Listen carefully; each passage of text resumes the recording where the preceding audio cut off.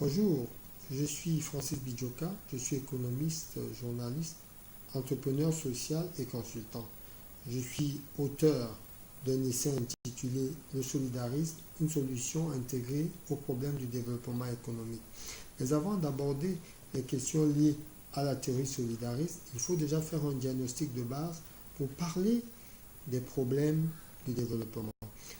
On s'est rendu compte que la majorité des pays sous-développés, notamment les pays d'Afrique subsaharienne, sont des pays qui ont été colonisés. Il est question donc dans cette vidéo d'aborder les effets ou l'impact de la colonisation sur le sous-développement ou l'état de sous-développement dans lequel les pays d'Afrique subsaharienne se retrouvent englués. Il faut déjà rappeler qu'avant la colonisation, les pays d'Afrique subsaharienne, les pays d'Afrique noire, ont subi l'esclavage. Un phénomène qui a amené, n'est-ce pas, une ponction, l'importation d'une main-d'œuvre bon marché, en fait une main-d'œuvre esclave, pour aller travailler dans les plantations de canne à sucre, de coton et de cacao en Amérique. Cette situation a entraîné un enrichissement important, significatif des pays européens, jusqu'à ce que les pays, les colonies qui avaient été créées par la France, par l'Angleterre, par le Portugal et par l'Espagne en Amérique, décident de prendre leur indépendance. Lorsque les États-Unis sont devenus indépendants, elles se sont affranchies de la tutelle de la Grande-Bretagne, qui ne pouvait donc plus bénéficier des richesses créées en Amérique.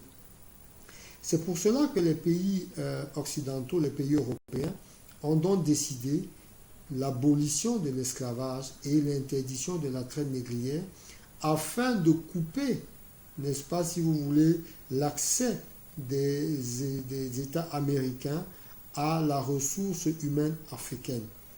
Ayant donc perdu leurs anciennes colonies, elles ont donc décidé de venir se servir elles-mêmes en arrivant sur le sol africain. C'est ainsi que les pays européens se sont lancés à une course effrénée à l'acquisition des territoires africains. Ils ont donc, par la guerre, par la force, ils ont conquis la plupart des pays africains et ils se sont installés afin de les exploiter eux-mêmes. Ils ont donc trouvé la population locale qu'ils ont qualifiée d'indigène, une population qui n'avait pas de droit véritable. Le seul droit qu'elle avait, ou le seul devoir, c'était celui de travailler. C'est ainsi qu'au Congo belge, le Congo qui était une propriété du roi Léopold de Belgique, a servi la population en lui imposant par exemple la culture de l'EVA et la production d'une quantité de caoutchouc bien établie. Et lorsque l'on n'arrivait pas à fournir cette quantité de caoutchouc, on avait simplement la main coupée en guise de représailles. Ainsi, que ce soit la France, que ce soit le Congo ou l'Angleterre, ils ont donc commencé une colonie d'exploitation, parce qu'ils avaient deux types de colonies, des colonies d'exploitation et des colonies de peuplement. Les colonies de peuplement consistaient à s'installer dans les zones qui étaient tempérées et propices, n'est-ce pas, qui avaient un climat semblable au climat européen, afin de prendre possession de ces territoires.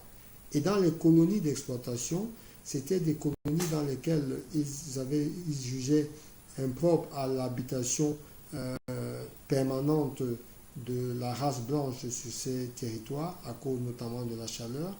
Et ces colonies avaient simplement pour seul but d'être exploitées. Et donc, pour l'exploitation a consisté en la création, en l'instauration, n'est-ce pas, d'une agriculture de rente, c'est-à-dire l'imposition aux populations locales de cultiver des produits dont la métropole, dont les pays européens avaient besoin.